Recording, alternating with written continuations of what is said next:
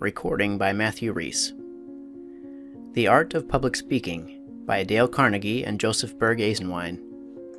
Section 9. Force. However, 'tis expedient to be wary. Indifference, certes, don't produce distress, and rash enthusiasm in good society were nothing but a moral inebriety. Byron, Don Juan. You have attended plays that seemed fair, yet they did not move you, grip you. In theatrical parlance, they failed to get over, which means that their message did not get over the footlights to the audience. There was no punch, no jab to them. They had no force. Of course, all this spells disaster in big letters, not only in a stage production, but in any platform effort. Every such presentation exists solely for the audience, and if it fails to hit them, and the expression is a good one, it has no excuse for living, nor will it live long. What is force? Some of our most obvious words open up secret meanings under scrutiny, and this is one of them. To begin with, we must recognize the distinction between inner and outer force. The one is cause, the other effect. The one is spiritual, the other physical. In this important particular, animate force differs from inanimate force. The power of man, coming from within and expressing itself outwardly, is of another sort from the force of Shimo's powder, which awaits some influence from without to explode it. However susceptive to outside stimuli, the true source of power in man lies within himself. This may seem like mere psychology, but it has an intensely practical bearing on public speaking, as will appear. Not only must we discern the difference between human force and mere physical force, but we must not confuse its real essence with some of the things that may and may not accompany it. For example, loudness is not force, though force at times may be attended by noise. Mere roaring never made a good speech, yet there are moments, mind you, not minutes, when big voice power may be used with tremendous effect. Nor is violent motion force, yet force may result in violent motion. Hamlet counseled the players, "Nor do not saw the air too much with your hand, thus, but use all gently. For in the very torrent, tempest, and, as I may say, whirlwind of your passion, you must acquire and beget a temperance, that may give it smoothness. Oh, it offends me to the soul to hear a robustious periwig-pated fellow tear a passion to tatters, to very rags, to split the ears of the groundlings, who, for the most part, are capable of nothing but inexplicable dumb show and noise. I would have such a fellow whipped for o'erdoing termagant. It out-Herods Herod. Pray you avoid it. Be not too tame, neither, but let your discretion be your tutor. Suit the action to the word to the action, with this special observance that you o'erstep not the modesty of nature, for anything so overdone is from the purpose of playing, whose end both at the first and now was and is, to hold, as 'twere, the mirror up to nature, to show virtue her own feature, scorn her own image, and the very age and body of the time his form and pressure. Now this overdone, or come tardy off, though it make the unskilful laugh, cannot but make the judicious grieve, the censure of the which one must, in your allowance, o'erweigh a whole theatre of others. Oh, there be players that I have seen play, and heard others praise, and that highly. Not to speak it profanely, that, neither having the accent of Christians, nor the gait of Christian, pagan, or man, have so strutted and bellowed, that I have thought some of nature's journeymen had made men, and not made them well, they imitated humanity so abominably. Hamlet, Act 3, Scene 2. Force is both a cause and an effect. Inner force, which must precede outer force, is a combination of four elements, acting progressively. First of all, force arises from conviction. You must be convinced of the truth, or the importance, or the meaning of what you are about to say before you can give it forceful delivery. It must lay strong hold upon your convictions before it can grip your audience. Conviction convinces. The Saturday Evening Post, in an article on England's T.R., Winston Spencer Churchill, attributed much of Churchill's and Roosevelt's public platform success to their forceful delivery. No matter what is in hand, these men make themselves believe for the time being that that one thing is the most important on earth. Hence they speak to their audience in a do this or you perish manner. That kind of speaking wins, and it is that virile, strenuous, aggressive attitude which both distinguishes and maintains the platform careers of our greatest leaders. But let us look a little closer at the origins of inner force. How does conviction affect the man who feels it? We have answered the inquiry in the very question itself. He feels it. Conviction produces emotional tension. Study the pictures of Theodore Roosevelt and of Billy Sunday in action. Action is the word. Note the tension of their jaw muscles, the taut lines of sinews in their entire bodies when reaching a climax of force. Moral and physical force are alike in being both preceded and accompanied by intensity, tension, tightness of the cords of power. It is this tautness of the bowstring, this knotting of the muscles, this contraction before the spring, that makes an audience feel, almost see, the reserve power in a speaker. In some really wonderful way, it is more what a speaker does not say and do that reveals the dynamo within. Anything may come from such stored-up force once it is let loose, and that keeps an audience alert, hanging on the lips of a speaker for his next word. After all, it is all a question of manhood, for a stuffed doll has neither convictions nor emotional tension.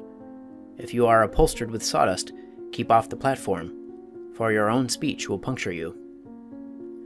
Growing out of this conviction tension comes resolve to make the audience share that conviction tension. Purpose is the backbone of force. Without it, speech is flabby. It may glitter, but it is the iridescence of the spineless jellyfish. You must hold fast to your resolve if you would hold fast to your audience.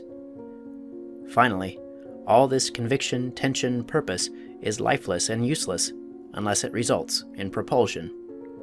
You remember how Young, in his wonderful Night Thoughts, delineates the man who pushes his prudent purpose to resolve, resolves, and re-resolves, and dies the same. Let not your force die aborning. Bring it to full life in its conviction, emotional tension, resolve, and propulsive power. Can force be acquired? Yes, if the acquirer has any such capacities as we have just outlined. How to acquire this vital factor is suggested in its very analysis. Live with your subject until you are convinced of its importance. If your message does not of itself arouse you to tension, pull yourself together. When a man faces the necessity of leaping across a crevasse, he does not wait for inspiration, he wills his muscles into tensity for the spring. It is not without purpose that our English language uses the same word to depict a mighty though delicate steel contrivance and a quick leap through the air. Then resolve, and let it all end in actual punch. The truth is worth reiteration. The man within is the final factor. He must supply the fuel. The audience or even the man himself may add the match.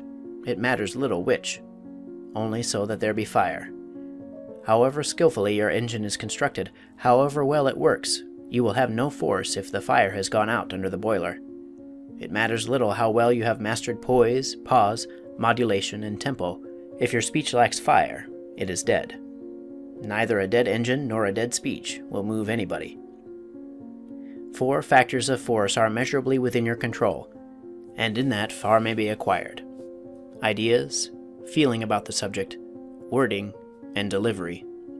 Each of these is more or less fully discussed in this volume, except wording, which really requires a fuller rhetorical study than can here be ventured. It is, however, of the utmost importance that you should be aware of precisely how wording bears upon force in a sentence. Study The Working Principles of Rhetoric by John Franklin Genung, or the rhetorical treatises of Adams Sherman Hill, of Charles Sears Baldwin, or any others whose names may easily be learned from any teacher. Here are a few suggestions on the use of words to attain force. Choice of words. Plain words are more forceful than words less commonly used. Juggle has more vigor than prestidigitate. Short words are stronger than long words. End has more directness than terminate.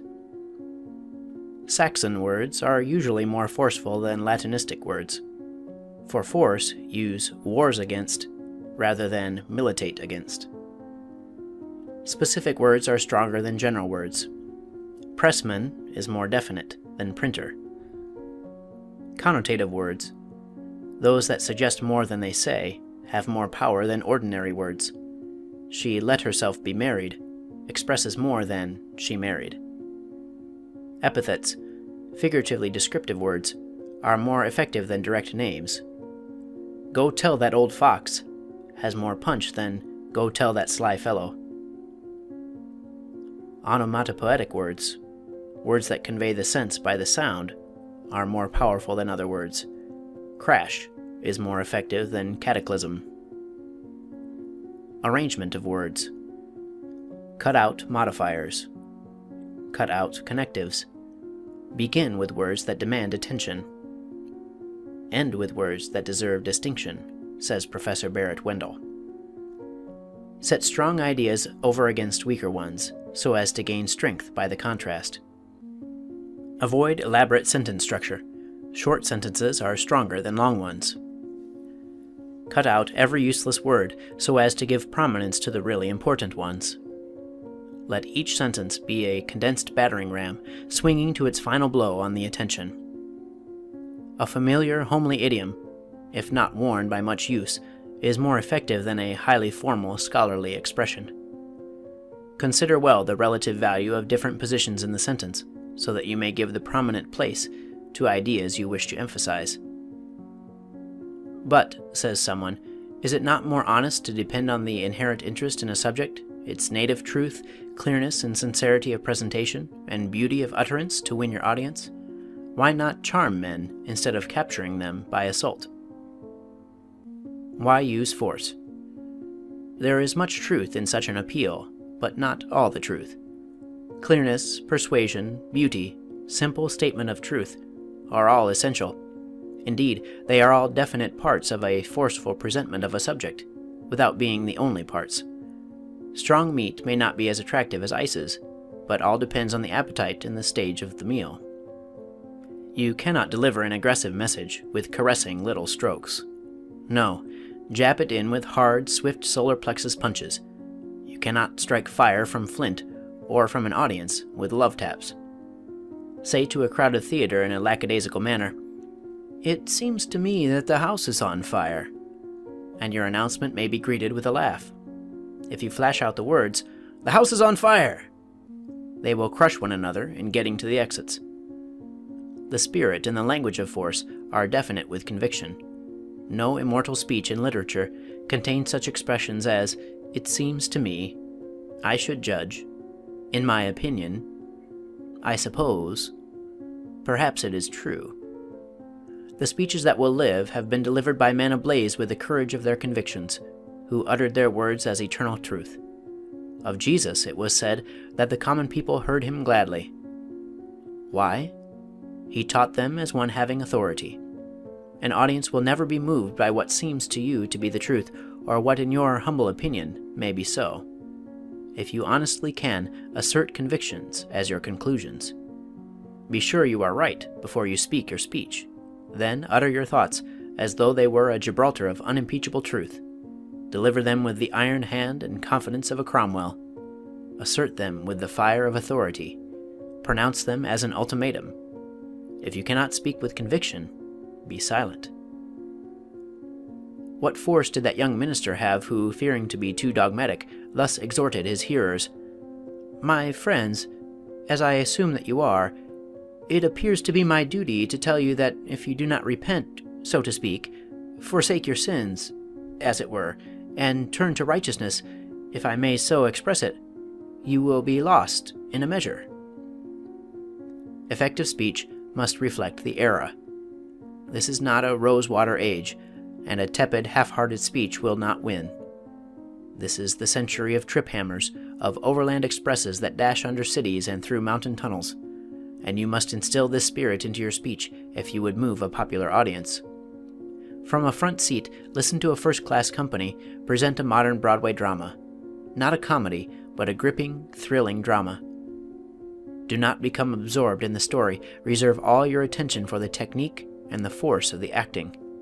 there is a kick and a crash as well as an infinitely subtle intensity in the big climax speeches that suggest this lesson. The same well-calculated, restrained, delicately shaded force would simply rivet your ideas in the minds of your audience. An air gun will rattle birdshot against a window pane. It takes a rifle to wing a bullet through plate glass and the oaken walls beyond. When to use force. An audience is unlike the kingdom of heaven. The violent do not always take it by force. There are times when beauty and serenity should be the only bells in your chime. Force is only one of the great extremes of contrast. Use neither it nor quiet utterance to the exclusion of other tones. Be various, and in variety find even greater force than you could attain by attempting its constant use. If you are reading an essay on the beauties of the dawn, talking about the dainty bloom of a honeysuckle, or explaining the mechanism of a gas engine, a vigorous style of delivery is entirely out of place. But when you are appealing to wills and consciences for immediate action, forceful delivery wins. In such cases, consider the minds of your audience as so many safes that have been locked and the keys lost. Do not try to figure out the combinations. Pour a little nitroglycerin into the cracks and light the fuse. As these lines are being written, a contractor down the street is clearing away the rocks with dynamite to lay the foundations for a great building. When you want to get action, do not fear to use dynamite. The final argument for the effectiveness of force in public speech is the fact that everything must be enlarged for the purposes of the platform. That is why so few speeches read well in the reports on the morning after. Statements appear crude and exaggerated because they are unaccompanied by the forceful delivery of a glowing speaker before an audience heated to attentive enthusiasm. So, in preparing your speech, you must not err on the side of mild statement. Your audience will inevitably tone down your words in the cold gray of afterthought. When Phidias was criticized for the rough, bold outlines of a figure he had submitted in competition, he smiled, and asked that his statue and the one wrought by his rival should be set upon the column for which the sculpture was destined. When this was done, all the exaggerations and crudities, toned by distances, melted into exquisite grace of line and form. Each speech must be a special study in suitability and proportion. Omit the thunder of delivery if you will, but like Wendell Phillips, put silent lightning into your speech. Make your thoughts breathe and your words burn. Birrell said, Emerson writes like an electrical cat emitting sparks and shocks in every sentence. Go thou and speak likewise. Get the big stick into your delivery. Be forceful. Questions and exercises. 1. Illustrate by repeating a sentence from memory what is meant by employing force in speaking. 2. Which, in your opinion, is the most important of the technical principles of speaking that you have studied so far? Why? 3. What is the effect of too much force in a speech? Too little? 4. Note some uninteresting conversation or ineffective speech, and tell why it failed. 5. Suggest how it might be improved. 6. Why do speeches have to be spoken with more force than do conversations? 7. Read aloud the selection on page 84 using the technical principles outlined in chapters 3 to 8, but neglect to put any force behind the interpretation. What is the result? 8. Reread several times, doing your best to achieve force. 9. Which parts of the selection on page 84 require the most force? 10. Write a 5-minute speech not only discussing the errors of those who exaggerate and those who minimize the use of force, but by imitation show their weaknesses. Do not burlesque, but closely imitate. 11. Give a list of 10 themes for public addresses, saying which seem most likely to require the frequent use of force in delivery. 12. In your own opinion, do speakers usually err from the use of too much or too little force? 13. Define A. Bombast, B. Bathos, C. Sentimentality, D. Squeamish.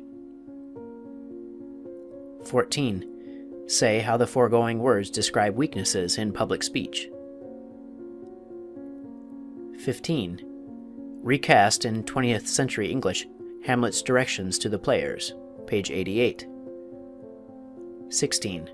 Memorize the following extracts from Wendell Phillips' speeches, and deliver them with the of Wendell Phillips' silent lightning delivery. We are for a revolution.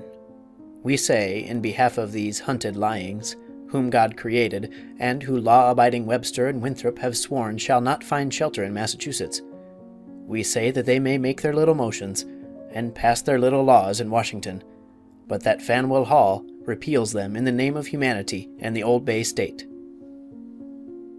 My advice to working men is this: if you want power in this country, if you want to make yourselves felt, if you do not want your children to wait long years before they have the bread on the table they ought to have, the leisure in their lives they ought to have, the opportunities in life they ought to have, if you don't want to wait yourselves, write on your banner, so that every political trimmer can read it, so that every politician, no matter how short-sighted he may be, can read it: We never forget. If you launch the arrow of sarcasm at labor, we never forget. If there is a division in Congress, and you throw your vote in the wrong scale, we never forget. You may go down on your knees and say, I am sorry I did the act. But we will say, it will avail you in heaven to be sorry, but on this side of the grave, never. So that a man in taking up the labor question will know he is dealing with a hair-trigger pistol, and will say, I am to be true to justice and to man. Otherwise, I am a dead duck. In Russia, there is no press, no debate, no explanation of what government does, no remonstrance allowed, no agitation of public issues. Dead silence, like that which reigns at the summit of Mount Blanc, freezes the whole empire, long ago described as a despotism tempered by assassination. Meanwhile, such despotism has unsettled the brains of the ruling family, as unbridled power doubtless made some of the 12 Caesars insane. A madman, sporting with the lives and comfort of 100 millions of men. The young girl whispers in her mother's ear, under a sealed roof, her pity for a brother knouted and dragged half dead into exile for his opinions. The next week she is stripped naked and flogged to death in the public square. No inquiry, no explanation, no trial, no protest, one dead uniform silence. The law of the tyrant. Where is the ground for any hope of peaceful change? No, no. In such a land, dynamite and the dagger are the necessary and proper substitutes for Faneuil Hall. Anything that will make the madman quake in his bedchamber and rouse his victims into reckless and desperate resistance. This is the only view an American, the child of 1620 and 1776, can take of nihilism. Any other unsettles and perplexes the ethics of our civilization. Born within sight of Bunker Hill, son of Harvard, whose first pledge was truth, citizen of a republic based on the claim that no government is rightful unless resting on the consent of the people, and which assumes to lead in asserting the rights of humanity. I at least can say nothing else and nothing less. No, not if every tile on Cambridge roofs were a devil hooting my words. For practice on forceful selections, use The Irrepressible Conflict, page 67. Abraham Lincoln, page 76. Pass Prosperity Around, page 470. A Plea for Cuba, page 50. End of section 9.